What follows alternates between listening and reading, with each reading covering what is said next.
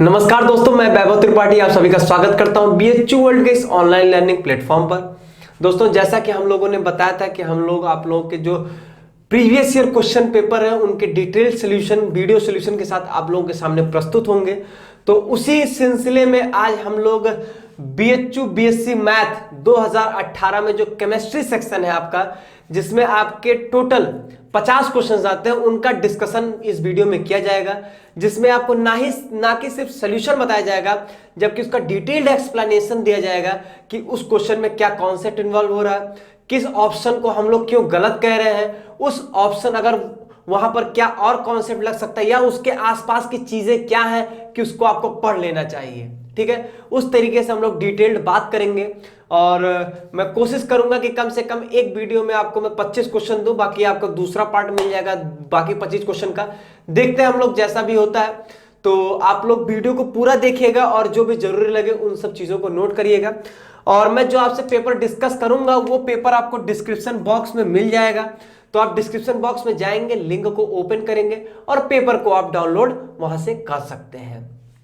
ठीक है, तो ये रही बात। और यहां पर मैं आपको एक बात बता देना चाहता हूं वीडियो स्टार्ट करने से पहले कि बीएचयू वर्ल्ड कुछ कोर्सेज को लेकर ऑनलाइन क्लासेस प्रोवाइड करता है, जिसमें आपका बीएससी मैथ है, BSc agriculture, BSc bio, BA arts and social, BSc nursing है आपका, बीएलएलबी एंड एलएलबी, इतने सबके कोर्सेज की ऑनलाइन क्लासेस प्रोवाइड की जाती हैं। ज्यादा डिटेल में जानने के लिए आप डिस्क्रिप्शन बॉक्स में दिए गए लिंक को विजिट कर सकते हैं। ठीक है, तो हाँ, हम लोग बात करते हैं केमिस्ट्री के, हम लोग सॉल्यूशंस की बात करेंगे। तो आप पेपर पहली बार डिस्क्रिप्शन बॉक्स डाउनलोड कर लीजिएगा और मैं यहाँ पे बोलूंगा क्वेश्चन नंबर दिस, तो आप वहां पर क्वेश्चन देखेंगे, बाकी मैं पढ़ूंगा सॉल्यूशन तो आपको बताऊंगा ही। सबसे पहले मैं थोड़ा पेपर के एनालिसिस बता देता हूं। सबसे पहले चीज तो पेपर आपका बेहद ही आसान आया था, मैक्सिमम स्कोर करने वाला आया था। स्कोर यहाँ केमिस्ट्री में नहीं करेंगे तो बीएससी मैथ में तो सिलेक्शन भी नहीं होता है। अच्छा, आपको स्कोर करना ही पड़ेगा, बहुत इजी पेपर आया था। और मैं आपको सबसे पहले एक एनालिसिस बता देता हूं कि और केमिस्ट्री में आपके टोटल 3 पार्ट होते हैं, ऑर्गेनिक, इनऑर्गेनिक और फिजिकल। कितने क्वेश्चन कहां से आए थे मैं आपको बता दूं, ऑर्गेनिक, इनऑर्गेनिक एंड फिजिकल। जो आपका फिजिकल का वेटेज था वो 20 क्वेश्चन का था, इनऑर्गेनिक का वेटेज 13 क्वेश्चन का था और ऑर्गेनिक 17 क्वेश्चन का आपका वेटेज था। ठीक है, ये इस तरीके से आपको कुछ क्वेश्चंस आए थे, टोटल आपके 50 क्वेश्चंस हो गए। यहां पर पेपर में पहले ही बता दिया कि आपका जो पेपर था वो बेहद इजी पेपर था। तो चलिए हम लोग सोल्यूशन स्टार्ट करते हैं। और उससे पहले मैं आपको एक और बात बता दूं कि अगर आपको पेपर की एनालिसिस चाहिए 2016 से लेकर 2019 तक का, कि किस चैप्टर से कितने क्वेश्चंस आए हैं और कहां से आए हैं, ठीक है, पिछले 4 सालों में किस चैप्टर से कितने क्वेश्चन आए हैं और कहां से आए हैं, अगर ये सब आपको जानना है तो डिस्क्रिप्शन बॉक्स में आपको एक और वीडियो मिल जाएगा, उसको सिलेबस एंड ट्रेंड एनालिसिस का वीडियो है वो, वहां जाएंगे तो आपको सब चीजें आपको डिटेल मिल जाएंगे। ठीक है, ये बात आप जान लीजिएगा। चलिए अब हम लोग पेपर स्टार्ट करते हैं अपना। सबसे पहले हम लोग देखेंगे क्वेश्चन नंबर 51। तो आप लोग अपना पेपर खोलिए, उसमें देखिए क्वेश्चन नंबर 51 क्या था। क्वेश्चन नंबर 51 कहता है कि diffusion of helium gas is 4 times faster than, मतलब हीलियम गैस का जो डिफ्यूजन है वो किस गैस से, 4 ऑप्शन दिया गया, 4 टाइम्स होगा। ठीक है, तो वो सब तो छोड़िए ऑप्शन, सबसे पहले हमें ये जानना चाहिए कि ये डिफ्यूजन कहां से आया, डिफ्यूजन क्या होता है। तो देखिए आपका ये जो क्वेश्चन है ये आपको तब आप हो पाएगा जब आप गैसेस स्टेट में आप ग्राहम्स लॉ ऑफ डिफ्यूजन पढ़े होंगे।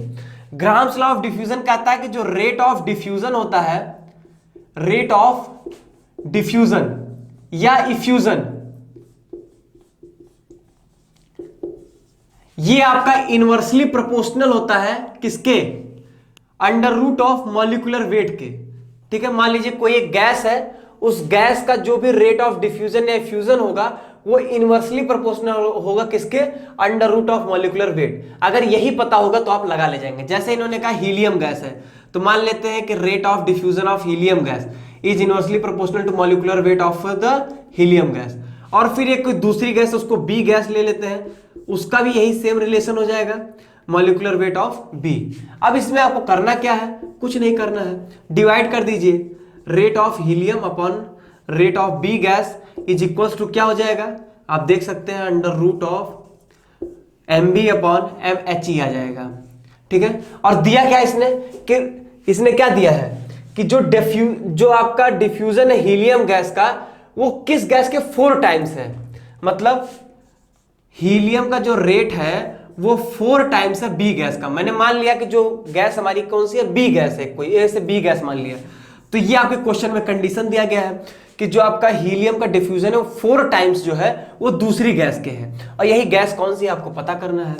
तो कुछ मत करिए, बस जो जो दिया गया वो पुट कर दीजिए। अब यहां से देखिए क्या करेंगे आप RHE/RB निकाल सकते हैं, कितना आ जाएगा, 4 आ जाएगा। तो RHE/RB जो है वो 4 आ गया। 4 is equal to MB upon helium का कितना हो जाता है, हाइड्रोजन हीलियम कितना हो जाएगा, 4। ठीक है, तो मेरे हिसाब से ये हो जाएगा आपका 8 MB इज इक्वल मतलब अंडर रूट ऑफ MB, और यहां से आप अगर देखेंगे तो दोनों साइड स्क्वायरिंग करने के बाद MB इज इक्वल टू आ जाएगा 64। तो मतलब आपकी जो बी गैस है उसका जो मॉलिक्यूलर वेट है वो 64 है। ऑप्शन चेक कर लीजिए जिसका 64 होगा, और वो है आपका SO2 का। आंसर सही हो जाएगा। बेहद ही आसान क्वेश्चन था। ठीक है, तो इस तरीके से आप ये एक ग्राम्स लॉ ऑफ डिफ्यूजन का ये फॉर्मूला यूज करेंगे, आपका कभी गलत ही नहीं होगा। यहां पर क्वेश्चन आपका कभी गलत नहीं होगा। ठीक है, चलिए आगे बात करते हैं हम लोग। आगे हमारा क्वेश्चन क्या कहता है, चलिए अगला हमारा है 52 क्वेश्चन। देखते हैं 52 क्या कहता है। 52 आप पढ़िए तब तक। उसमें यह कह रहा है कि आपको एक रिएक्शन दिया गया है और एक इक्विलिब्रियम रिएक्शन है, और पूछ रहा है इसमें केपी केसी का रिलेशन क्या होगा। ये भी आपका इक्विलिब्रियम चैप्टर से, केमिकल इक्विलिब्रियम से, और one of the easiest question है ये आपका। ठीक है, चलिए 52 देख लेते हैं हम लोग क्या कह रहा है। 52 कह रहा है रिएक्शन क्या दिया गया है, CO plus half of O2 gives out CO2। ठीक है, और सब गैसेस स्टेट में ही है, सब गैसेस फेज में ही है, और इसमें आपको केपी और केसी का रिलेशन ही पूछ रहा है। वैसे आंसर मतलब जो क्वेश्चन पूछ रहा है वो पूछ रहा है केपी अपॉन केसी क्या होगा। तो सबसे पहली बेसिक चीज आपको ये पता होना चाहिए था कि KP is equal to KC RT की पावर डेल्टा NG होता है। अगर ये नहीं पता होगा तो क्वेश्चन ही नहीं हो पाएगा आपसे। तो KP is equal to KC RT की पावर डेल्टा NG, और जो यहां पर डेल्टा NG हम लोग निकालते कैसे, ये इंपॉर्टेंट है। ये कुछ नहीं है, ये होता है आपका प्रोडक्ट के मोल्स माइनस रिएक्टेंट के मोल्स। ठीक है, हम इस तरह लिख सकते हैं sigma of mole of product minus sigma of mole of reactant. कोई दिक्कत? कोई दिक्कत नहीं होनी चाहिए सर। ठीक है, अब यहां से आप मोल, प्रोडक्ट के मोल्स कितने, 1 माइनस 1 प्लस हाफ, देख लीजिए कितना आ जाएगा, माइनस हाफ आ जाएगा। तो केपी अपॉन केसी जो हो जाएगा वो RT की पावर माइनस हाफ हो जाएगा। अब बताइए इसमें कोई दिक्कत, केपी केसी के रिलेशन में कोई दिक्कत? सिंपल सी आपको एक चीज पता होना चाहिए, प्रोडक्ट के मोल्स माइनस रिएक्टेंट के मोल्स। हाँ, यहां पर एक बात आप ध्यान दीजिएगा, मान लीजिए तो क्वेश्चन आसान था, देख लेता हूं आंसर है कि नहीं। हाँ है, सेकंड ऑप्शन। एक चीज याद रखिएगा, ये जो हम लोग निकालते हैं ना, ये गैसियस स्टेट के लिए ही निकाल रहे हैं। अगर हमारा रिएक्टेंट प्रोडक्ट सब गैसियस फेज में प्रेजेंट है तब मैं ये फॉर्मूला निकाला हूं। अगर अभी मान लीजिए कुछ ऐसा होता कि A+2B और गिव्स आउट 2C, और C मान लीजिए गैस में होता, B सॉलिड होता और A गैस होता, उस केस में अगर मैं डेल्टा NG निकालने जाता हूं तो मैंने क्या कहा, ये सिर्फ गैसियस फेज के लिए वैलिड है।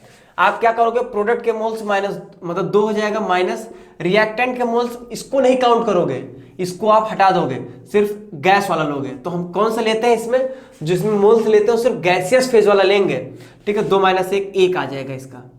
लेकिन एक केस है, अगर सारे के सारे लिक्विड फेज में है, सारे के सारे, ध्यान दीजिएगा, अगर आपके पूरी रिएक्शन में अगर एक भी गैसियस फेज में आ गया तो सिर्फ हम गैसियस फेज का ही मोल लेंगे। जैसे कि मान लीजिए मैं एग्जांपल देता हूं, तो मैं क्या बता रहा हूं आपको, डेल्टा NG कैसे कैलकुलेट करेंगे, क्योंकि और इस क्वेश्चन में और कुछ आपको सीखना ही नहीं है। केपी केसी का रिलेशन आपको याद होना चाहिए था। ठीक है, देखिए अगर मान लीजिए कुछ ऐसा कहता है A+2B 2C, ठीक है, और इसको इन्होंने अगर एक गैस दे दिया और अगर ये दोनों सॉलिड आपको दे दिया, अगर एक भी गैस फेज में आ गया तो जो हम लोग डेल्टा एनजी में लेंगे वो सिर्फ गैस वाले का लेंगे, तो 2 ले लेंगे और माइनस इधर 0, कोई मोल नहीं लेंगे, डेल्टा एनजी 2 आ जाएगा। लेकिन अगर मान लीजिए किसी केस में सारे के सारे लिक्विड हो गए, सारे के सारे लिक्विड होने चाहिए, एक भी आपका गैसेस नहीं होना चाहिए, अगर एक भी गैस आ गया तो सिर्फ हम लोग गैस का लेंगे, ठीक है। तो डेल्टा एन जी यहां के केस में आप लिख सकते हो 2 माइनस 1 प्लस 2 जो भी है, ठीक है, आप इस तरह लिखोगे।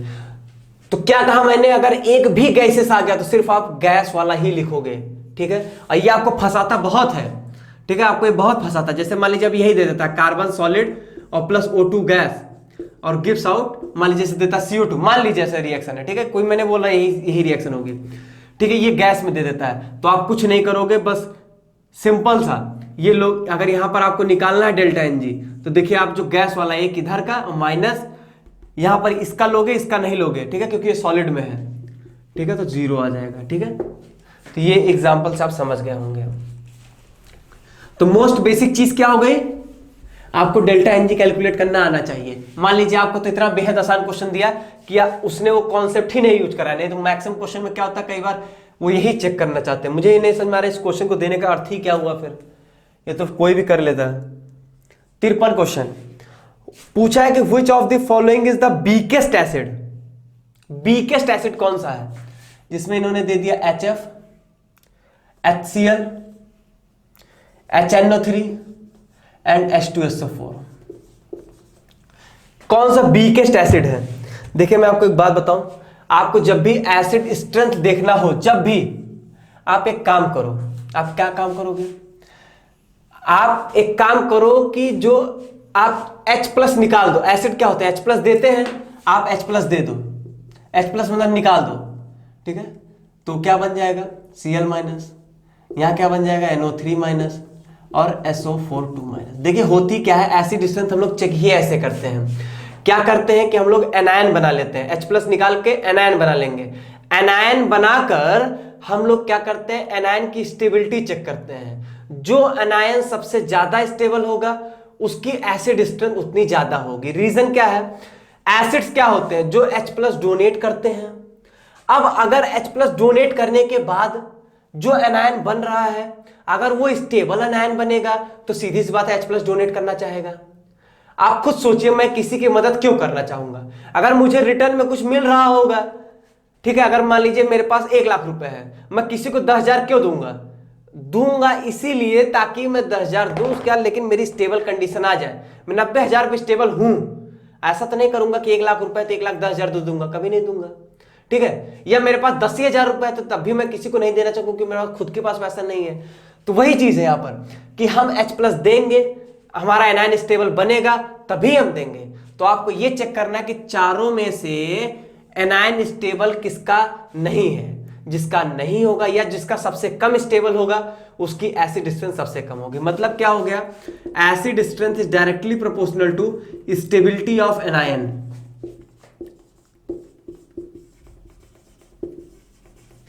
ठीक है, स्टेबिलिटी ऑफ एनायन जो होता है वो 4 फैक्टर्स पे डिपेंड करता है। डिटेल नहीं बात करूंगा, थोड़ी बात कर लेता हूं। साइज पे, इलेक्ट्रोनेगेटिविटी पे, रेजोनेंस पे एंड लास्टली इंडक्टिव इफेक्ट पे। ठीक है, जैसे अगर हम बात करें सबसे पहले साइज की, अगर हम लोग बात करते हैं, सब डिटेल नहीं बात करूंगा, कभी अलग से क्लास ले लूंगा इसकी। अगर आप लोग डिमांड करेंगे कमेंट बॉक्स में तो मैं कभी एसिड एंड बेस स्ट्रेंथ का आपके क्वेश्चंस आते रहते हैं ऑर्गेनिक में कि एसिड स्ट्रेंथ सेट करिए, बेस स्ट्रेंथ सेट करिए, तो उसका मैं कभी एक अलग से आपके क्लास ले लूंगा, तो उसमें आपसे मैं डिस्कस कर लूंगा। ठीक है, तो अभी फिलहाल आप लोग बस जितना बता रहा हूं उतना ध्यान दीजिए। एसिड स्ट्रेंथ जो होता है स्टेबिलिटी ऑफ एनायन डिपेंड करेगा। Stability of anion 4 factors depend करता है। सबसे पहला होता है हमारा साइज। साइज में देखिए क्या होगा कि साइज जितनी ज्यादा बड़ी होगी एनायन उतना ज्यादा स्टेबल होगा। आपका जो इलेक्ट्रॉन डेंसिटी रहेगी वो इतने ज्यादा एरिया में जो है वो डिस्पर्स रहेगी, तो एनायन उस केस में ज्यादा स्टेबल होगा। मतलब ज्यादा बड़ी साइज तो ज्यादा एनायन स्टेबल होगा। ठीक है, मतलब कुल मिला के क्या होता है कि जो आपका स्टेबिलिटी ऑफ एनायन होता है ये हमारा एरिया के डायरेक्टली प्रोपोर्शनल होता है। जितना ज्यादा एरिया होगा उतना ज्यादा हमारी इलेक्ट्रॉन डेंसिटी स्प्रेड होगी, उतना ज्यादा उसकी स्टेबिलिटी होगी। तो आप यहीं पर देख लीजिए, एक तो ये फैक्टर मैंने बोला, ठीक है, पहला।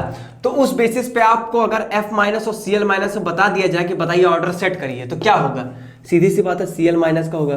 क्यों? क्योंकि इसकी साइज जो होती है वो ज्यादा होती है। ये आप सभी लोग जानते हो, ऊपर नीचे आते हो तो क्या होती है, साइज बढ़ती है। इसकी साइज आपकी बढ़ जाएगी, इसमें नंबर ऑफ सेल्स बढ़ रहे हैं, तो न्यूक्लियस से आउटर मोस्ट इलेक्ट्रॉन की दूरी बढ़ रही है, तो रेडियस बढ़ रहा है, साइज बढ़ रही है, ठीक है। तो साइज इसमें ज्यादा होगी तो ये एनायन ज्यादा स्टेबल होगा, तो इसकी एसिड स्ट्रेंथ भी ज्यादा होगी। इन दोनों में मतलब ये तो बीक निकल गया। आगे बात करिए, आगे हमारे और फैक्टर्स दिए गए हैं, जो है जैसे आपका रेजोनेंस दिया गया तीसरा। तो देखिए अगर आप NO3 माइनस देखेंगे या SO4 2 माइनस देखेंगे, जैसे अगर हम बात करें SO4 2 माइनस की, SO4 2 माइनस क्या है, यही तो है। अब देखिए ये रेजोनेंस में कितने तगड़े से इन्वॉल्व है, देख रहे हैं, दो रेजोनेंस हो रहा है, इधर वाले का भी इधर वाले का भी। तो रेजोनेंस जितना ज्यादा होगा, निगेटिव चार्ज हमारा जितना ज्यादा डीलोकलाइज होगा, एनायन उतना ज्यादा स्टेबल होगा। भाई नेगेटिव चार्ज, यही तो मैंने साइज में भी कहा था, जितना ज्यादा डिस्पर्स्ड है उतना ज्यादा उसकी स्टेबिलिटी है। यही चीज यहां पर भी है, नेगेटिव चार्ज जितना ज्यादा डीलोकलाइज्ड होगा वो उतना ही ज्यादा एनायन स्टेबल होगा। तो यहां पर बहुत अच्छे से डीलोकलाइज है। NO3 माइनस के केस में भी आप देखोगे तो आपका रेजोनेंस बनेगा सॉरी रेजोनेंस बनेगा, तो वहां रेजोनेंस वहां पर भी हो रहा होगा। तो सीधी सी बात है कि अगर डीलोकलाइजेशन हो रहा है तो एनायन जो है हमारा वो स्टेबल है, ठीक है। तो एनायन स्टेबल यहां पर सबसे ज्यादा, देन यहां पर, और इन दोनों में साइज में ये इसकी साइज ज्यादा है तो ये ज्यादा स्टेबल हो गया। मतलब कुल मिला के HF जो है वो आपका वीकेस्ट एसिड हो जाएगा, क्योंकि जो रिजल्टिंग एनायन बन रहा है F माइनस, उसकी स्टेबिलिटी जो है वो सबसे कम है चारों में, ठीक है। उम्मीद करता हूं आपको पसंद आया, और बताइएगा कमेंट सेक्शन में जरूर कि आपको क्या एसिड बेस स्ट्रेंथ का वीडियो चाहिए या नहीं चाहिए, ठीक है। जैसा आप बताएंगे वैसा हम लोग आगे करेंगे आपके लिए। चलिए अगला क्वेश्चन हम लोग अब डिस्कस करने की कोशिश करेंगे, और वो क्वेश्चन आपका कौन सा होगा? 54।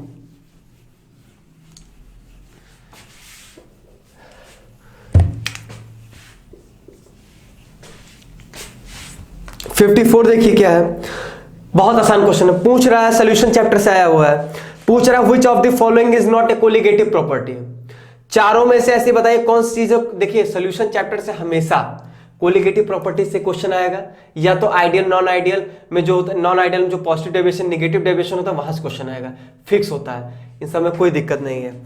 Which of the following is not a colligative property, इसमें से कौन सा ऐसा जो कोलिगेटिव प्रॉपर्टी नहीं है। चारों ऑप्शन सुनिए, चार ही कोलिगेटिव प्रॉपर्टी होती है: relative lowering of vapour pressure, depression of freezing point, elevation in boiling point, and fourth is the osmotic pressure. और 3 लिखा हुआ, चौथा जो फोर्थ ऑप्शन है वो optical activity. Optical activity is not a colligative property. अगला फिर आपके सोल्यूशन चैप्टर से ही है, और वो भी आपका किससे? कोलिगेटिव प्रॉपर्टी से ही है। क्या पूछ रहा है? चलिए चेंज कर लीजिए इसको। अच्छा एक मिनट, अभी जो मैंने आपको क्वेश्चन डिस्कस किया ये क्वेश्चन नंबर 57 था, थोड़ा ऑर्डर इसमें खराब है, तो वो आपका जो 54 है वो ऊपर दिया गया है। ठीक, चलिए कोई बात नहीं, ठीक है, इसमें कोई टेंशन की बात नहीं है। हम लोगों ने 57 डिस्कस कर लिया है। अब ऐसा करते हैं, पहले लौट आते हैं अपने 54 वाले पर ही, ठीक है। 54 डिस्कस कर लेते हैं, उसके बाद हम लोग बात करेंगे, ठीक है। चलिए 54 क्या कहता है आपका? यह है आपका आयनिक इक्विलिब्रियम से, और इसमें क्वेश्चन कह रहा है कि अगर हम लोग on mixing the 2 equal volumes of the buffer solution of pH3 and 5, pH3 and pH5, इन दोनों के बफर सॉल्यूशंस हैं, इनको आपस में ऐड करने पर कह रहे हैं pH ऑफ रिजल्टिंग सॉल्यूशन क्या होगा। pH ऑफ रिजल्टिंग सॉल्यूशन क्या होगा इन दोनों को ऐड करने पर। और ध्यान दीजिएगा दोनों का इक्वल वॉल्यूम ऐड किया जा रहा है, ठीक है, दोनों का इक्वल वॉल्यूम ऐड किया जा रहा है, ठीक है। तो pH ऑफ रिजल्टिंग सॉल्यूशन क्या होगा? बहुत आसान क्वेश्चन है। मान लेते हैं कि आपका A और B दो है हमारे, मान लीजिए सॉल्यूशंस हैं, और दोनों का वॉल्यूम जो है मैं x ml मान लेता हूं, ठीक है, x मान के चल लीजिए वॉल्यूम। अब देखिए यहां पर क्या दिया गया, इसका pH कितना दिया गया है? 3। pH क्या होता है आपका? -log H+ concentration is equal to 3। तो यहां से आप H+ कंसेंट्रेशन निकाल लेंगे, कितना आ जाएगा? 10⁻³ -3 m मान के चल लेते हैं हम, ठीक है, मोल पर लीटर। और ऐसे ही यहां पर भी आप अगर बी के केस में हम लोग अगर देखें तो जो हमारा पीएच है वो कितना है 5, तो यहां से आप सेम अगर तरीका लगाएंगे तो H प्लस कंसेंट्रेशन कितना जाएगा 10⁻⁵। ठीक है, अब इन दोनों को ऐड करने पर रिजल्टिंग जो पीएच होगा वो कितना होगा हमारा, यही पूछ रहे हैं आप। तो आप जो दोनों ऐड कर रहे हो सेम वॉल्यूम, तो कुल मिलाकर जो रिजल्टिंग सोल्यूशन है उसका मुझे H प्लस का कंसंट्रेशन चाहिए। अगर रिजल्टिंग सोल्यूशन में H प्लस का कंसंट्रेशन मिल जाएगा तब मैं पीएच निकाल लूंगा। ठीक, वही काम मैं यहां पर करूंगा भी। मैं रिजल्टिंग सोल्यूशन में H प्लस का कंसंट्रेशन निकालने के लिए देखिए क्या अप्लाई कर रहा हूं, मैं अप्लाई कर रहा हूं M1V1 plus M2V2 is equal to MR into VT। ये क्या है, ये है आपका कि मान लीजिए आपके दो सॉल्यूशन जो है, एक की मोलैरिटी M1 है, एक की मोलैरिटी M2 है, वॉल्यूम V1 वॉल्यूम V2 है, देन M1V1 प्लस M2V2 क्या हो जाएगा MR इंटू VT। ये फॉर्मूला हम लोग यूज करेंगे। और जिसमें आपका ये क्या है, MR क्या है, रिजल्टिंग मोलैरिटी। क्या है, रिजल्टिंग मोलैरिटी, मतलब ये जो आपका रिजल्टिंग सोल्यूशन हो रहा है उसकी मोलैरिटी क्या है, और VT क्या है आपका टोटल वॉल्यूम है। ठीक है, पढ़े होंगे आप लोग ये फॉर्मूला, कहां पर पढ़े होंगे, मोल कॉन्सेप्ट में पढ़े होंगे। ठीक है, जब आप कंसंट्रेशन यूनिट पढ़ते हैं तब वहां पर आप ये फॉर्मूला पढ़ते हैं। ठीक है, और चलिए अब देखिए यहां पर क्या है, M1 देखिए 10⁻³ 10⁻⁵ मिला हुआ है, और वॉल्यूम X मैंने कहा ही था आप ले लो 10⁻⁵x, और रिजल्टिंग मोलैरिटी जो होगी उसको मान लेते कुछ आएगी MR, और VT कितना है x प्लस x 2x हो जाएगी। ठीक है, तो x कटा दिख रहा होगा आप लोगों को, 10⁻³ कॉमन कर लीजिए, 1 प्लस 10⁻² हो जाएगा। ठीक है, इसको अपॉन 2 कर सकते हैं और इज इक्वल टू MR आ जाएगा। तो यहां से क्या आ गया आपका, रिजल्टिंग मोलैरिटी आ गई है। रिजल्टिंग जो मोलैरिटी आएगी वो आपकी वो कुछ नहीं है, वो H प्लस कंसंट्रेशन ही है। ठीक है, आपको कुछ दो सोल्यूशन जो ऐड कर रहे हो उसमें H प्लस का ही कंसंट्रेशन तो है मोलैरिटी के टर्म में, तो वही चीज यहां पर भी आएगी आपकी। तो जो रिजल्टिंग मोलैरिटी वो कुछ नहीं है, आपका H प्लस कंसंट्रेशन ही है। अब इसको आप सिंपली मेरे हिसाब से सॉल्व कर लेंगे तो आपका आंसर आ ही जाना चाहिए, उसमें ऐसी कोई दुविधा नहीं आएगी। 1 प्लस 0.1 इंटू 10⁻³ अपॉन 2। देखिए मैं ये सजेस्ट करूंगा आपको कि सॉल्व मत करने जाइएगा, इस क्वेश्चन को आप सॉल्व करने नहीं जाएंगे। ठीक है, सॉल्व करेंगे तो बहुत परेशान हो जाएंगे, कहाँ भी इसका भी तो आपको लॉग भी तो निकालना पड़ेगा। तो सॉल्व मत करिए, थोड़ा सा दिमाग लगाइए। ये 1 लिखा है 1.01, इसको हटा दीजिए, नेग्लेक्ट करिए, उसको 10⁻³ कर दीजिए बस, 1/2 इंटू 10⁻³ मैं बता रहा हूं इससे एग्जैक्ट आंसर नहीं आएगा लेकिन आंसर के करीब पहुंच जाएंगे हम लोग। देखिए कैसे, ऊपर देखिए, ऊपर H plus concentration is equal to क्या हो जाएगा 10⁻³ ठीक है, मान के चल लेते इतना ही है। अब pH क्या होता है आपका माइनस लॉग H प्लस, चलिए ठीक, माइनस लॉग ऑफ, थोड़ा सा मिटा देते हैं, नोट कर लीजिए, पॉज करके आप नोट कर लिया करिए। ठीक है, चलिए माइनस लॉग, और H प्लस में क्या जाएगा आपका 10⁻³ ठीक है, तो ये क्या हो जाएगा आपका log A बाई बी, क्या होता है log A minus log B, तो ये हो जाएगा minus times log A minus log B। ठीक है, ये कितना हो जाएगा log 10⁻³ क्या हो जाता है -3 हो जाएगा, माइनस बाहर भी है लेकिन चलिए बाद में यूज कर लेंगे, माइनस log 2, तो यहां पर क्या हो जाएगा 3 प्लस log 2 आ जाएगा, 3 प्लस log 2, मेरे हिसाब से log 2 की वैल्यू क्या होती है 0.3010, तो 3.3 के आसपास आंसर आना चाहिए। देखिए आया भी है शायद, 3.3 आंसर है भी आपका, फोर्थ ऑप्शन। ठीक है, तो आप क्या करेंगे, यहां सब ही नहीं कि इसका 1.01/2 एग्जैक्ट वैल्यू निकालने चले जाएंगे, कुछ मत करिए, उसको हटा दीजिए, 1 मतलब क्या 1 हटाइए, सीधे 1/2 आ जाएगा, सॉल्व कर लीजिए। ठीक है, तो इसमें आपका मोल कॉन्सेप्ट और प्लस दोनों यूज कर लिया, आपका पीएच का भी नॉलेज, तो इस हिसाब से आप क्वेश्चन कर लेंगे और आसान क्वेश्चन है आपका। तो चलिए अब हम लोग अपना अगला क्वेश्चन डिस्कस करते हैं जो कि हमारा क्या है 55। अगेन हमारा ये आपका आयनिक इक्विलिब्रियम से बहुत ही आसान क्वेश्चन है जो कि आपके कहां से है सॉल्युबिलिटी एंड सॉल्युबिलिटी प्रोडक्ट से है आपका ये क्वेश्चन। क्या कहता है, थोड़ा सा घुमाया है लैंग्वेज लेकिन बहुत आसान चीज है। कहता है concentration of A saturated solution of CaF2, concentration of saturated solution of the CaF2, वो आपको कितना दिया गया है, concentration of saturated solution of the CaF2 वो आपको दिया गया है 2 × 10⁻⁴, 2 × 10⁻⁴ मोल पर लीटर, ठीक है। और कह रहा है कि इसकी सॉल्युबिलिटी प्रोडक्ट क्या होगा। इसका मतलब आपको ये समझना पड़ेगा कि सॉल्युबिलिटी दी है कि नहीं दी है, तभी आप सॉल्युबिलिटी प्रोडक्ट निकालते हैं। तो देखिए जो इसमें लिखा है ना, concentration of saturated solution of CaF2, वही सॉल्युबिलिटी होती है। सॉल्युबिलिटी होती क्या, पहले आपको ये समझना पड़ेगा। सॉल्युबिलिटी होती है, जैसे मान लीजिए किसी सॉल्ट की अगर मैं सॉल्युबिलिटी की बात कर रहा हूं या किसी चीज की, जो उस चीज को अगर हम लोग उसका मैक्सिमम अमाउंट जब हम लोग डिसॉल्व कर देते हैं, तो मैक्सिमम अमाउंट डिसॉल्व करने पर जो सॉल्यूशन बन रहा है हमारा, उस सॉल्यूशन का जो कंसंट्रेशन होगा उसी कंसंट्रेशन को हम लोग सॉल्युबिलिटी कहते हैं। और अगर किसी का आप मैक्सिमम अमाउंट डिसॉल्व कर रहे हो तो जो उससे सॉल्यूशन बना रहे हो वही सैचुरेटेड सॉल्यूशन है। इसीलिए कहा जाता है सैचुरेटेड सॉल्यूशन की जो कंसंट्रेशन होती है वही सॉल्युबिलिटी होती है। मतलब मैक्सिमम अमाउंट डिसॉल्व करने पर जो सॉल्यूशन बनेगा उसका जो कंसंट्रेशन होगा वही सॉल्युबिलिटी है, ठीक है।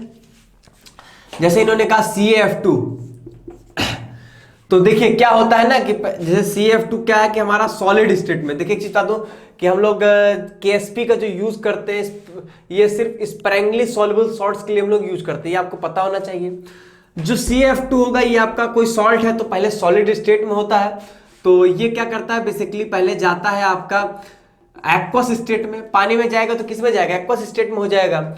और फिर क्या होता है ये हमारा ब्रेक हो जाता है किसमें, Ca2+ F2-, तभी तो मैंने क्या कहा मैक्सिमम डिसॉल्व हो रहा है। तो मैक्सिमम डिसॉल्व होगा तो भाई सीधी सी बात है कि Ca2+ और F2-, नहीं सॉरी F-, यहां 2 लगा देंगे, ट्वाइस ऑफ F-, इसमें आपका ब्रेक हो रहा होगा, ठीक है। तो इसको हम लोग इस तरीके से लिख लेते हैं, CaF2 सॉलिड था और वो जो है हमारा Ca2+ ट्वाइस ऑफ F- में ब्रेक हो जा रहा है। और ये एक्वस स्टेट में, भाई पानी में चला गया तो पानी में कैसे लिखते हैं उसको हम लोग, एक्वस स्टेट तक कैसे लिखेंगे। और ये क्या मैंने माना है कि मैक्सिमम अमाउंट मैंने डिसॉल्व किया था और मैक्सिमम अमाउंट मैंने डिसॉल्व कर लिया है, ठीक है। तो अगर इसकी सॉल्युबिलिटी S है तो इसकी कितनी हो जाएगी, S इसकी भी हो जाएगी, इसकी कितनी हो जाएगी, 2S हो जाएगी, ठीक है। यहां पर आपको जो ध्यान देने वाला, जहां से क्वेश्चन आपको घुमाता है वो यही है, ये CaF2 को आप कैसे ब्रेक कर रहे हो, बहुत आसान तरीका बताऊं। ऐसे तो इस तरीके से ही ब्रेक करना है, लेकिन आसान तरीका क्या है ना, इसको इधर लेके चले जाओ ऊपर, और जो नीचे यहां लिखा है इसको यहां ऊपर लेके चले जाओ। क्या हो जाएगा, Ca2+ F-, और चार्जेज आपको बैलेंस करना ही है। इधर 2 पॉजिटिव चार्ज हो गया तो 2 नेगेटिव चार्ज होना चाहिए। जैसे एग्जांपल और ले लीजिए, एक AlCl3 है, ठीक है। AlCl3 क्या है, Al3+ और +3Cl- लिखना पड़ेगा। क्यों, आपने पहले क्या किया, 3 को इधर ले गए Al3+, और यहां पर 1 है तो यहां पर क्या हो जाएगा Cl-। अब चार्जेस बैलेंस करने हैं तो Al 3 पॉजिटिव चार्ज तो 3 निगेटिव भी आना चाहिए ना। इस तरीके का सिस्टम मैं कुछ बोल रहा हूं आपसे, ठीक है। ये हो गया आपका मतलब सॉरी, ये मैंने बता दिया कैसे आप ब्रेक करोगे, ब्रेक ही करना सीखना और कुछ नहीं। KSP क्या होता है आपका, KSP कुछ नहीं, KSP तो एक तरीके का इक्विलिब्रियम कांस्टेंट होता है, ठीक है। इक्विलिब्रियम कांस्टेंट कैसे लिखते हैं ये आप इक्विलिब्रियम से में बहुत अच्छे से पढ़े होंगे। सबसे पहले क्या करते हैं हम लोग, प्रोडक्ट की कंसंट्रेशन लिख रहे हैं, जैसे Ca2+ और F- की स्क्वायर हो जाएगा। क्यों, क्योंकि जो स्टोइकोमेट्रिक कोएफिशिएंट होता है वो पावर में चला जाता है, ठीक।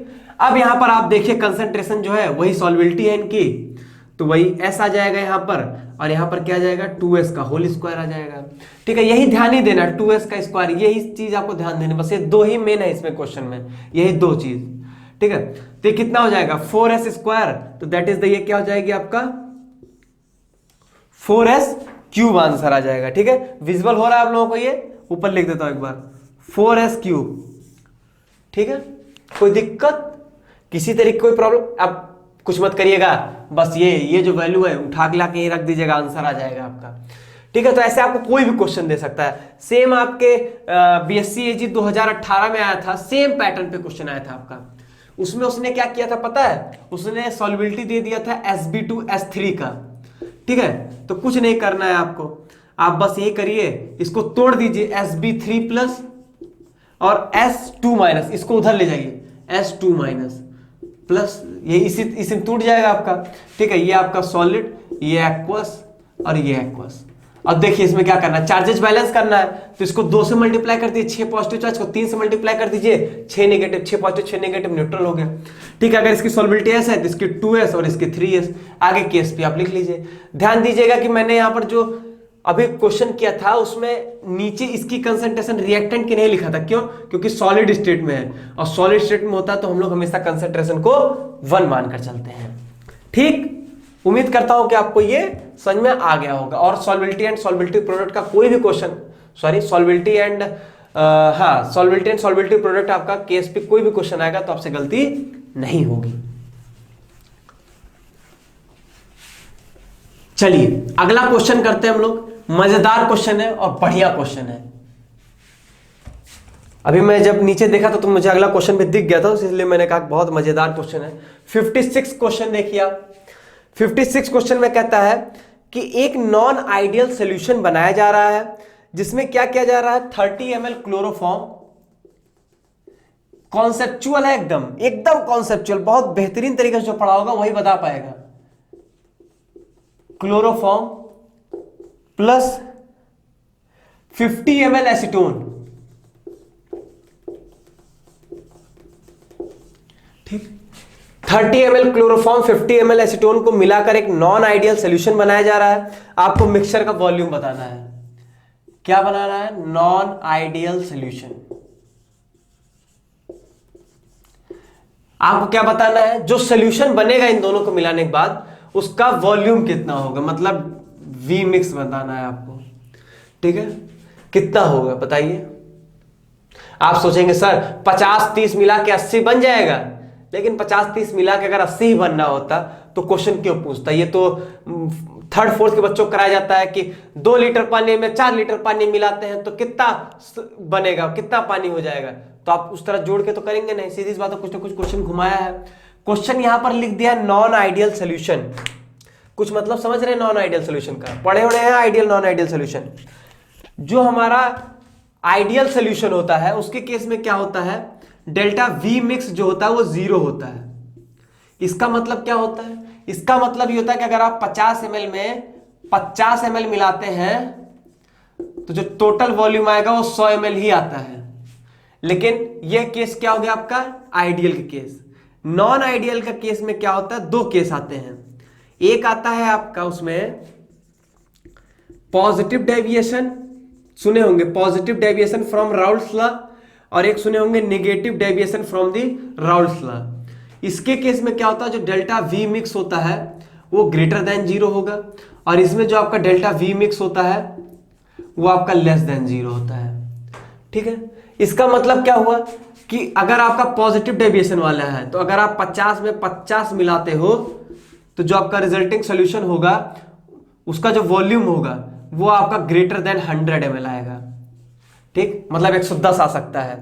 ठीक, और अगर आपने नेगेटिव डेविएशन वाला लिया, अगर उसमें आपने 50 में 50 मिलाया तो आपका जो रिजल्टिंग सॉल्यूशन होगा उसकी जो वॉल्यूम होगा वो 100 ml से कम होगा।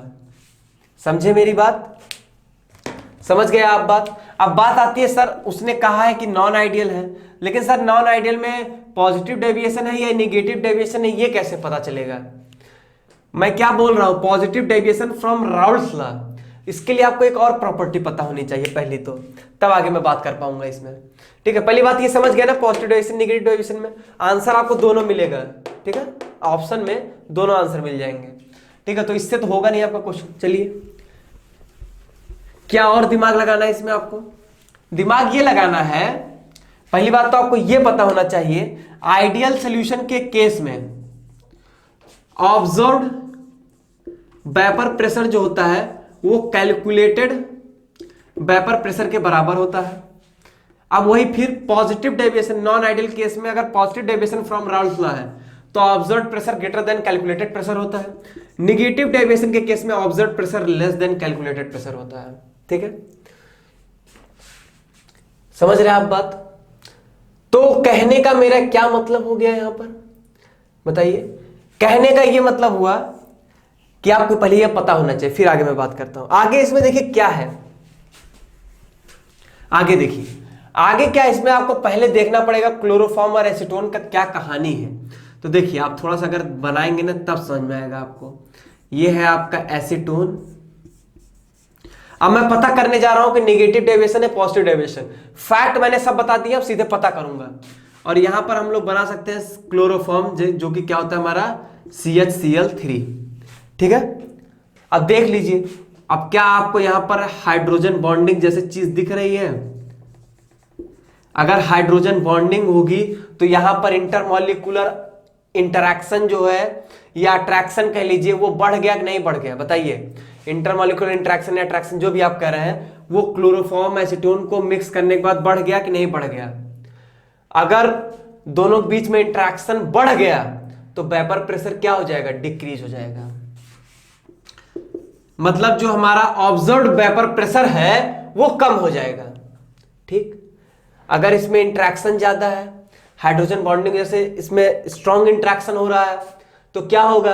इनका वेपर प्रेशर जो होगा वो कम हो जाएगा। मतलब कहने का मतलब क्या हो गया?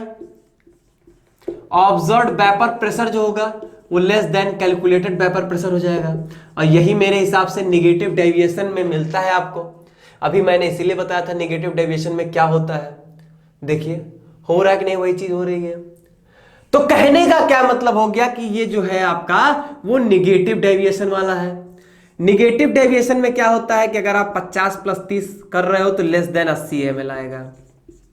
आंसर आपको मिल जाएगा लेस देन 80 ml। आंसर आपके ऑप्शन में 80 ml, लेस देन 80 ml का ऑप्शन मिल जाएगा और उसी को आप लगाकर आगे बढ़ सकते हैं और नंबर पा सकते हैं। ठीक, समझ गए मेरी बात? उम्मीद करता हूं समझ गए होंगे। इसी बेसिस पे और भी क्वेश्चंस आप देख सकते हैं, जरूर देख लीजिएगा, जरूर देख लीजिएगा, क्योंकि सॉल्यूशन से यही 2-3 टाइप के क्वेश्चंस आते हैं। या तो कोलिगेटिव प्रॉपर्टी में घुसेगा या तो आइडियल नॉन आइडियल सॉल्यूशन में घुसता है। बाकी कहीं कोई चैप्टर में स्कोप ही नहीं बचता है, इतने से ही आपका कवर हो जाता है।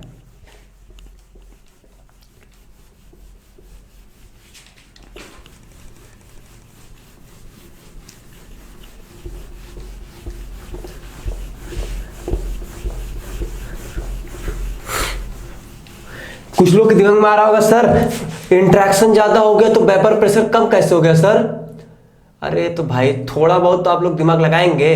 अगर इंटरेक्शन ज्यादा है, हाइड्रोजन बॉन्डिंग से इंटरेक्शन स्ट्रांग बन गया है, वेपर प्रेशर क्या होता है? जब वेपर बनेगी तब ना उसका प्रेशर लगेगा। अगर इंटरेक्शन ही ज्यादा है तो वेपर ही नहीं बन पाएगी, वेपर बनने में दिक्कत होगी, वेपर नहीं बनेगी तो उसका प्रेशर भी कम हो जाएगा। वेपर कम बनेगी तो प्रेशर कम हो जाएगा। इंटरेक्शन ज्यादा, वेपर कम बनी तो वेपर प्रेशर भी कम। ठीक, जाना था कुछ के दिमाग में कौतूहल चल रहा होगा, कैसे कर दिया सर ने, कैसे कर दिया? तो सर जादूगर थोड़ा ना है। चलिए क्वेश्चन नंबर 57 जो है ऑलरेडी हम लोग का हो चुका हुआ है, जो पूछा गया था which of the following is not a colligative property. Question number 58 again solution से क्वेश्चन है आपका। कहता है कि 6% solution of urea is isotonic with, किसके साथ आइसोटोनिक होगा? तो पहली चीज तो आंसर तो छोड़िए, पहले आपको यह पता होना चाहिए कि आइसोटोनिक क्या होता है। आइसोटोनिक वो होता है ऐसे सॉल्यूशंस को हम लोग आइसोटोनिक सॉल्यूशंस कहते हैं जिनका ऑस्मोटिक प्रेशर बराबर होता है। मान लीजिए कोई 2 सॉल्यूशन है तो उनका अगर ऑस्मोटिक प्रेशर बराबर है, जिसको हम लोग पाई से रिप्रेजेंट करते हैं, ठीक है, तो अगर ऑस्मोटिक प्रेशर बराबर है तो उसको हम लोग क्या कहते हैं? आइसोटोनिक सॉल्यूशन कहते हैं। ऑस्मोटिक प्रेशर बराबर होने का क्या मतलब होगा? सीधी सी बात है कि उनका क्या होगा? उनका कंसंट्रेशन, दैट इज द, यहां पर जो कंसंट्रेशन होता है किस टर्म में होता है? मोलैरिटी के टर्म में होता है। ठीक है, तो कहने का क्या मतलब हो जाएगा कि मोलर कंसंट्रेशन जो होगा वो सेम होगा। तो बस वही आप निकाल लीजिए। ठीक है, तो 6% सोल्यूशन ऑफ यूरिया का अगर आप लोग सक्षम है निकालने में कि इसकी मोलैरिटी निकालने जाएंगे तो आपको आंसर भी मिल जाएगा। तो 6% ऑफ यूरिया है, 6% को हम लोग 6/100 लिख सकते हैं, 6/100 ऑफ 100। इसका मतलब क्या हो गया कि 6/100 मतलब क्या हो गया, वेट ऑफ यूरिया, मतलब कि 6 ग्राम यूरिया जो है वो 100 ml जो है वो सोल्यूशन में बनेगा। ठीक है, तो वॉल्यूम ऑफ ये क्या है आपका, सोल्यूशन है। ठीक है, तो यहां से देख लीजिए, तो आपको अगर मोलैरिटी निकालना है तो क्या हो जाता है, weight upon molecular weight, urea का 60 होता है, और upon volume of solution that is the 100, और ये आपका जो सोल्यूशन होता है वो लीटर में होता है, तो लीटर में कन्वर्ट करने के लिए ऊपर 1000 से मल्टीप्लाई कर देंगे। तो मोलैरिटी कितनी आ गई, 1.0, मतलब 1 आ गई मोलैरिटी। तो देख लीजिए अगर कहीं 1 वाला मिल रहा हो ऑप्शन तो टिक कर दीजिए, तो वही लिख रहा है 1 m of glucose, 1 m solution of glucose. ठीक है, तो 6% का मतलब क्या होगा, 6/100, मतलब क्या हो गया, 6 ग्राम यूरिया जो है 100 ml ऑफ सोल्यूशन में बन रहा है। ठीक है, तो 6% सोल्यूशन है यूरिया का ना, 6% सोल्यूशन मतलब क्या हो गया कि 100 ml सोल्यूशन में 6 ग्राम यूरिया है। ठीक है, मतलब समझ लीजिए, मैंने थोड़ा स्टार्टिंग में गलत बोल दिया था, उसके लिए माफी मांगूंगा, वो मैंने गलत बोल दिया था। 6% सोल्यूशन ऑफ यूरिया, इसका मतलब क्या हो गया कि 100 ml सोल्यूशन में 6 ग्राम यूरिया है। ठीक है, उसी बेसिस से मैंने यहाँ पे मोलैरिटी आपका निकाल दिया। ये तो आप लोगों को दिक्कत नहीं होने। मोलैरिटी क्या होता है, number of moles of solute, number of moles of solute present in 1 litre of solution. तो यहाँ पर लीटर होता है और आप ml यूज कर रहे हो, तो इसलिए ऊपर 1000 से आप मल्टीप्लाई करोगे। ठीक है, ठीक, समझ गए। चलिए, तो मेन चीज क्या थी, आइसोटोनिक। आइसोटोनिक मतलब ऑस्मोटिक प्रेशर बराबर, ऑस्मोटिक प्रेशर मतलब मोलर कंसंट्रेशन सेम होगा, मोलर कंसंट्रेशन सेम होगा, तो इसका मतलब आप जो है मोलैरिटी निकाल दीजिए, सेम मोलैरिटी जिसकी आ जाएगी वही आपका आइसोटोनिक हो जाएगा। तो यहां पर 1 m ऑफ ग्लूकोज दिया गया तो वही हो जाएगा आपका। ठीक है,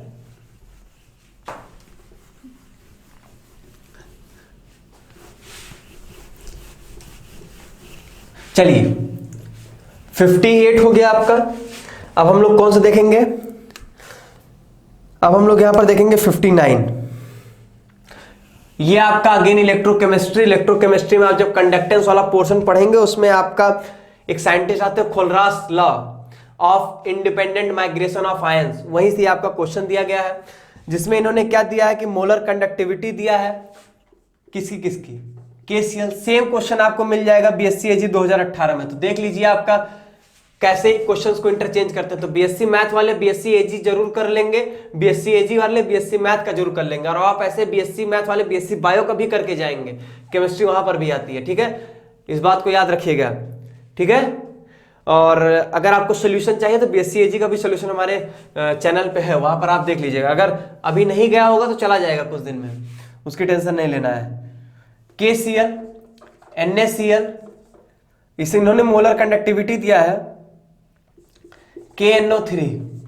ठीक है, तो आप पहली बात तो इन सब चीजों की आप लिमिटिंग मोलर कंडक्टिविटी लेके चलिएगा, क्योंकि खोलरास लॉ ने लिमिटिंग मोलर कंडक्टिविटी ही बताया था, मतलब उन्होंने बताया था इनफाइनाइट डाइल्यूशन पर। इनफाइनाइट डाइल्यूशन पर हम लोग की जो मोलर कंडक्टिविटी होती है उसको हम लोग लिमिटिंग मोलर कंडक्टिविटी ही कह के चलते हैं। ठीक है, क्योंकि वहां पर क्या होता है, मोलर कंडक्टिविटी की वैल्यू जो होती है वो सैचुरेट हो जाती है, मतलब उसके बाद नई मोलर कंडक्टिविटी वैल्यू बढ़ सकती है। तो यहां पर इन्होंने अलग अलग वैल्यू दिया है, जो कि क्या है आपका 152, 128, 111। ठीक है, और Simon centimetre square mole inverse, इस तरह करके आप यूनिट जो है वो लिख सकते हैं। और पूछा है इसमें कि Na किसका बताना है आपको, वो आपको बताना है NaNO3 का। पहले आपको ये पता होना चाहिए कि खोलरास लॉ होता क्या है। बहुत ही सिंपल होता है।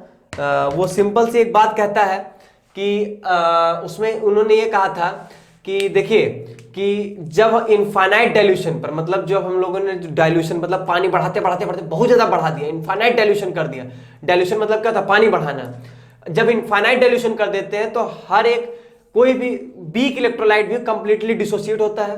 ठीक है, वो भी एक स्ट्रॉन्ग इलेक्ट्रोलाइट बन जाता है। और वहां पर होता क्या है कि हर एक आयन जो होता है वो इंडिपेंडेंटली माइग्रेट करता है, उससे आपको कोई मतलब नहीं है। दूसरी चीज जो कहता है कि हर एक आयन जो होता है वो कंट्रीब्यूट करता है to the total molar conductivity of the electrolyte. ठीक है, जो भी आपका इलेक्ट्रोलाइट, जैसे NaCl है, तो NaCl का जो इलेक्ट्रोलाइट है तो इसके जो आयंस होंगे Na+Cl- वो टोटल मोलर कंडक्टिविटी में कंट्रीब्यूट करते हैं। और कैसे, किसके बराबर होते हैं, इस तरीके से NaCl is equal to Na++Cl-। ठीक है, टोटल मोलर कंडक्टिविटी में कंट्रीब्यूट कर देते हैं। ठीक है, तो ये आपको क्या करना पड़ेगा, आप इसी तरीके से आपको लिखना पड़ेगा KCl का भी मैं आपको दूसरा तरीका बताता हूं, K++Cl-, और ऐसे ही आपका क्या हो जाएगा KNO3 K++NO3-। आपको निकालना किसका है, NaNO3 का। NaNO3 मतलब क्या हो गया, Na++NO3-। आपको ये चाहिए और इन्हीं तीन इक्वेशंस की मदद से आपको वो मिल जाएगा। करना कैसे होगा, बहुत सीधी सी तरीका होता है इसमें।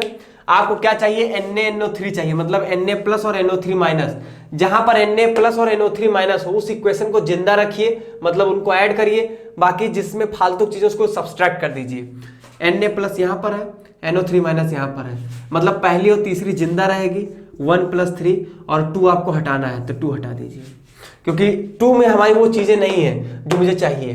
ठीक है, तो इसलिए इस क्वेश्चन को हम लोग डायरेक्टली भी इस तरीके से कर सकते हैं। कैसे, तो यहां पर आप सॉल्व करेंगे तो आपको क्या मिल जाएगा, पहला और तीसरा जोड़ के दूसरा घटा देंगे तो क्या होगा, K+Cl हट जाएगा, Na+ और NO3- ऐड हो जाएगा, ये जुड़ के क्या बन जाएगा आपका NaNO3 और निकल जाएगी वैल्यू। ठीक है, वो आसान काम होगा बहुत, वो हम उसमें नहीं जा रहे हैं, हम बता रहे हैं कि ये आप ना भी लिखें तब भी आप आंसर निकाल सकते हैं। कैसे, आपको क्या क्या चाहिए, Na चाहिए और NO3 चाहिए, मतलब Na+ और NO3- चाहिए।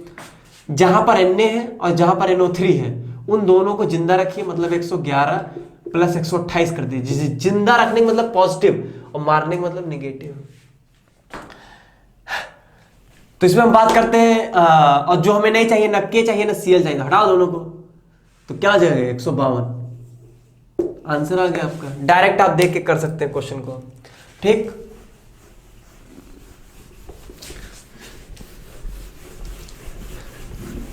चलिए अगले क्वेश्चन पे हम लोग मूव करते हैं। ये कहां से था आपका, इलेक्ट्रोकेमिस्ट्री में कंडक्टेंस वाले पोर्शन से, खोलनासला से। ठीक है, जैसा बताऊं बस इतना ही जानना आपको खोलनासला में। क्वेश्चन नंबर अगर हम लोग 60 पर चलते हैं, क्वेश्चन नंबर 60 क्या कहता है हमारा, क्वेश्चन नंबर 60 जो है ये भी आपका इलेक्ट्रोकेमिस्ट्री से ही है। कहता है कि मान लीजिए अगर स्टैंडर्ड इलेक्ट्रोड पोटेंशियल दिया जाता है, किसका, स्टैंडर्ड इलेक्ट्रोड पोटेंशियल किससे डिनोट करते हैं, E0 से, और क्या दे रहा है Cu2+ से Cu कितना दे रहा है 0.34 वोल्ट। अच्छी बात है। What is the electrode potential, आपसे क्या पूछ रहा है, what is the electrode potential, मतलब ई सेल कितना होगा। ठीक है, ये आपका E0 सेल था standard electrode potential, E cell आपका इलेक्ट्रोड पोटेंशियल, और कहां पे बताना है आपको 0.01 m ऑफ Cu2+। Cu2+ का कंसंट्रेशन जो है अगर इस तरीके से दिया आता है 0.01 m तो कैसे होगा। ठीक है, तो और सीधी सी बात है कि आप लोग एक चीज पढ़ोगे, नस्ट इक्वेशन, नस्ट इक्वेशन से ही ये क्वेश्चन दिया गया है। ठीक है, वहां पर बहुत आसान होता है फॉर्मूला आपका। देखिए पहली बात हो क्या रहा है, सेल रिएक्शन क्या हो रही है, Cu2+ + 2 electron gives out Cu। ठीक, और ये आपका सॉलिड और ये आपका एक्वस स्टेट में है। ठीक है, और करना कुछ नहीं हमें, नस्ट इक्वेशन लगा दीजिए, E cell is equal to E0 cell minus 0.0591 upon n। n क्या होता है, कितने इलेक्ट्रॉन ट्रांसफर हो रहे हैं, 2 इलेक्ट्रॉन। ठीक है, 2 आ जाएगा यहां पर, और लॉग क्या होता है, Q होता है, Q यहां पर क्या था, Q क्या होता है हमारा, रिएक्शन क्वोशिएंट होता है। क्या होता है, रिएक्शन क्वोशिएंट। रिएक्शन क्वोशिएंट हम लोग कैसे निकालते हैं, reaction quotient just like equilibrium constant होता है, बस अंतर क्या होता है, रिएक्शन क्वोशिएंट जो होता है वो किसी भी टाइम पे निकाला जाता है, लेकिन equilibrium constant at the time of equilibrium ही निकाला जाता है। ठीक है, बस इतना सा अंतर होता है। तो यहां पर क्या था, Q वो जस्ट लाइक इक्विलिब्रियम कांस्टेंट समझ के आप निकाल सकते हैं। कैसे निकालेंगे, सॉलिड है उसका तो 1 ले लेते हैं कंसेंट्रेशन, और यहाँ पर क्या हो जाएगा 1/Cu2+ का कंसेंट्रेशन। मेरे हिसाब से Cu2+ का कंसेंट्रेशन दिया भी गया है 0.01, 0.01 हो जाएगा यहाँ आपका 10⁻², ऊपर जाएगा हो जाएगा 10⁻², log 10⁻² क्या हो जाएगा 2 हो जाएगा, ये जानते हैं ना। log m⁻n क्या होता है n log m, और log m जो है log 10 है, तो log बेस 10 में अगर 10 होगा तो इसकी वैल्यू क्या होती है 1 होती है। बहुत बेसिक मैथ है, आनी चाहिए 12th में आप लोग, ठीक। तो बस काट पीट कर दीजिए थोड़ा सा, E0 सेल में से इतना हटा दीजिए, E0 सेल कितना देगा 0.34, 0 - 0.059। तो देख लीजिए जो भी आंसर आए, मुझे याद नहीं है ऐसा कुछ,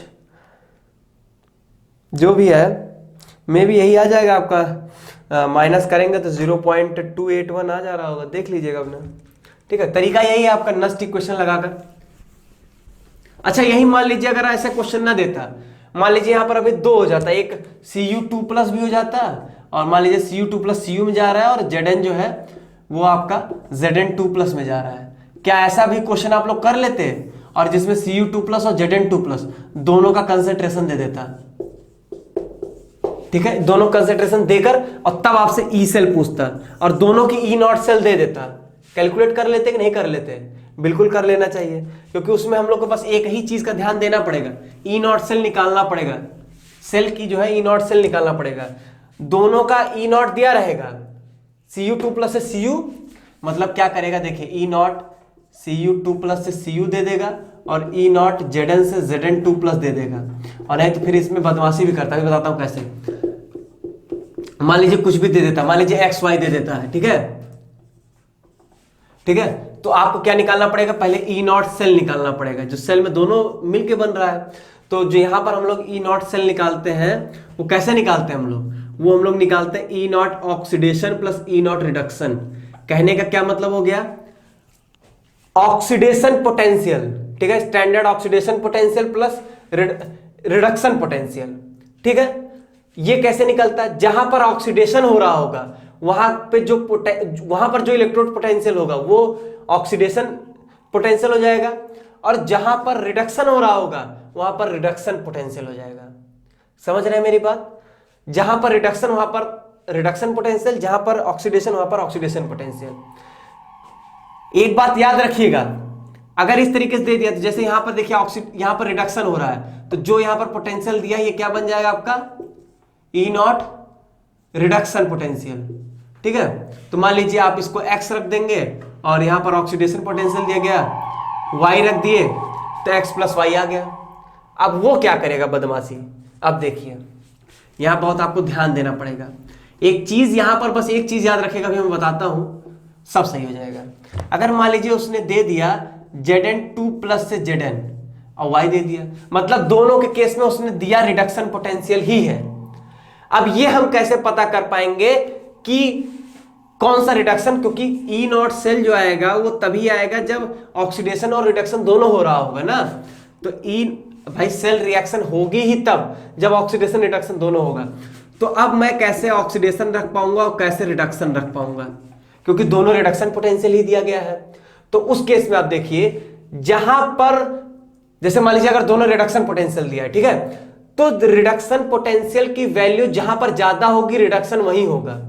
अगर मान लीजिए x > y है, देन उस केस में जो रिडक्शन होगा वो क्या होगा, Cu2+ से Cu होगा, और जो दूसरा वाला है वहां पर क्या होगा, ऑक्सीडेशन होगा, मतलब Zn से Zn2+ का केस चलेगा वहां पर। बात मेरी समझ रहे हैं कि अगर दोनों का रिडक्शन पोटेंशियल दिया है, तो जिसकी रिडक्शन पोटेंशियल ज्यादा होगी वहां पर रिडक्शन होगा और दूसरे वाले का ऑक्सीडेशन होगा। और एक बात जानते रहिएगा, E0 oxidation potential is equal to, मतलब oxidation potential is equal to negative of reduction potential होता है, ठीक है। Oxidation potential is equal to negative of reduction potential होता है, ठीक है। तो जैसे दोनों का रिडक्शन पोटेंशियल दिया गया है, और मुझे यह पता चल गया कि इसका रिडक्शन पोटेंशियल ज्यादा है Cu2+ से Cu का, इसका मतलब यहां पर रिडक्शन होगा, तो यहां पर ऑक्सीडेशन होगा, तो मतलब इसका ऑक्सीडेशन पोटेंशियल क्या हो जाएगा, -y, ठीक है। यही यूज कर लीजिए, oxidation potential equal to negative of reduction potential. ठीक है, तो यहां पर क्या आ जाएगा आंसर, x माइनस वाई आ जाएगा। अगर मान लीजिए वो क्या करता आपका कि दोनों आपको ऑक्सीडेशन पोटेंशियल ही दे दे, ऐसा भी तो पॉसिबल है कि दोनों oxidation potential he they they, E not Zn से Zn2 प्लस दे दे और ई नॉट Cu से Cu2 प्लस दे दे। तो फिर वही बात, जहां पर ऑक्सीडेशन, ये दोनों अगर ऑक्सीडेशन प्रोसेस, तो ऑक्सीडेशन पोटेंशियल ही गिवन होगा। जिसका ऑक्सीडेशन पोटेंशियल ज्यादा, जिसका ऑक्सीडेशन पोटेंशियल ज्यादा, वहां पर ऑक्सीडेशन होगा, करस्पॉन्डिंग दूसरी जगह रिडक्शन हो जाएगा। और मान लीजिए इसकी वैल्यू x दिया गया, इसको y दिया गया, मैं मानता हूं y ग्रेटर देन x है, मान के चल रहा हूं। अरे ले लीजिए ना भाई, इसको 4 ले लीजिए, इसको 2 ले लीजिए, मान रहा हूं ऐसे जनरल वैल्यू होती नहीं है वैसे, बता दो। ठीक है, तो ये 4 है, ये 2 है। ठीक है, तो अगर ऑक्सीडेशन पोटेंशियल ज्यादा है तो यहां पर ऑक्सीडेशन होगा, यहां पर रिडक्शन होगा, यहां पर रिडक्शन होगा, तो इसको इस तरह लिख लीजिए, ई नॉट Cu2 प्लस से Cu होगा और वैल्यू हो जाएगी -2। तो जब सेल निकालेंगे ई नॉट सेल, तो क्या करते हैं हम लोग, oxidation potential plus reduction potential जोड़ देते हैं। ये रिडक्शन पोटेंशियल 4 और ये हो जाएगा ऑक्सीडेशन पोटेंशियल, नहीं सॉरी, ऑक्सीडेशन पोटेंशियल ये 4 और रिडक्शन पोटेंशियल -2, जोड़ दिया मैंने, कितना आ जाएगा, 2 आ जाएगा। इस तरीके से हम लोग क्वेश्चन को कर सकते हैं।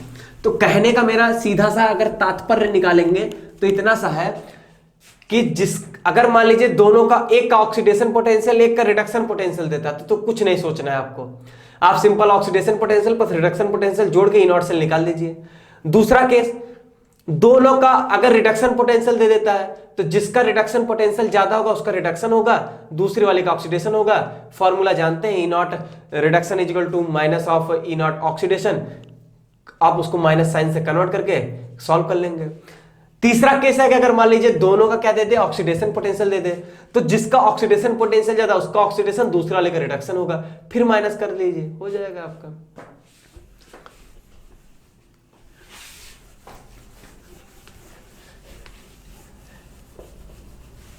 ठीक है, तो चलिए अब हम लोग कौन से क्वेश्चन पे पहुंच चुके हैं, 61। ठीक है, अभी हम लोगों ने 60 किया है, अब हम लोग किस पे जा रहे हैं, 61 पे जा रहे हैं। 61 आपके केमिकल काइनेटिक्स का बेहद ही आसान क्वेश्चन, इस टाइप के क्वेश्चन हमेशा देखने को मिलते हैं।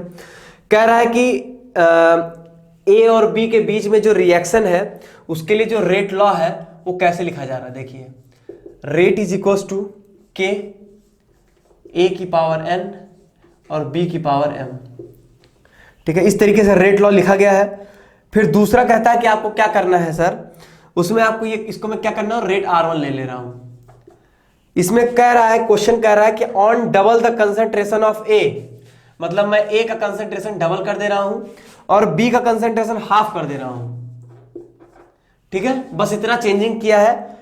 और फिर बताइए जो न्यू रेट और ओल्ड रेट का रेशियो क्या होगा।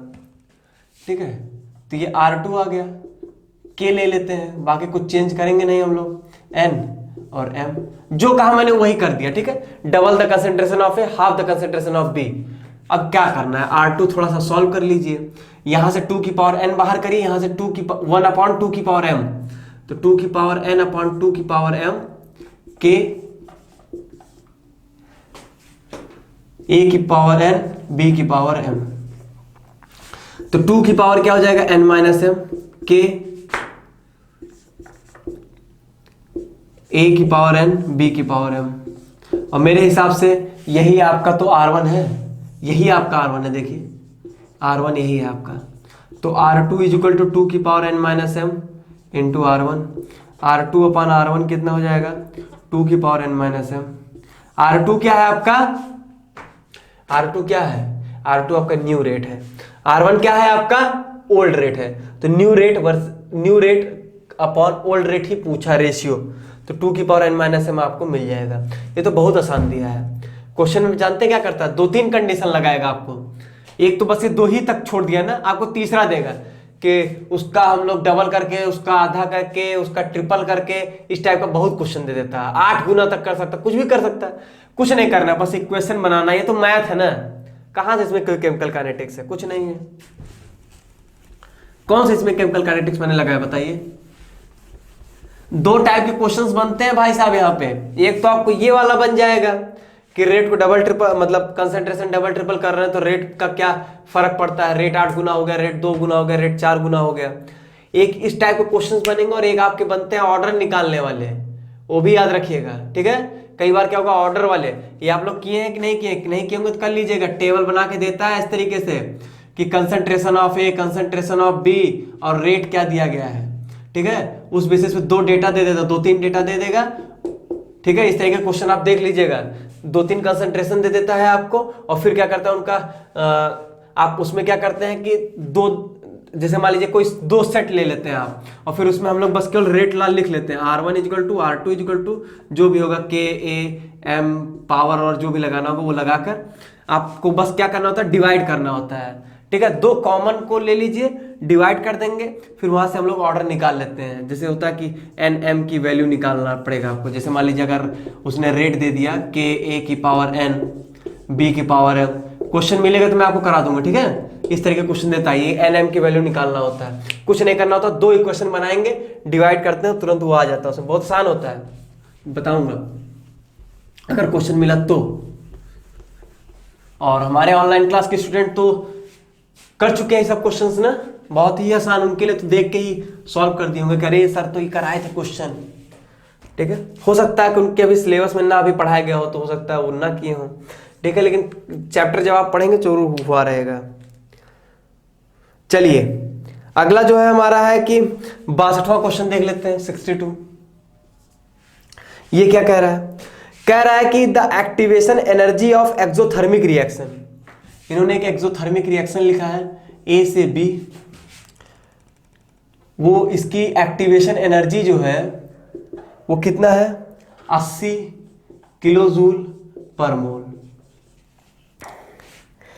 और जो यहां पर हीट ऑफ रिएक्शन है वो 200 किलो जूल है। डेल्टा एच जो है हीट ऑफ रिएक्शन वो 200 किलो जूल पर मोल है। आपको क्या फाइंड करना है, आपको फाइंड करना है एक्टिवेशन एनर्जी ऑफ बी से ए, ठीक है। इसकी EA2 क्या होगा,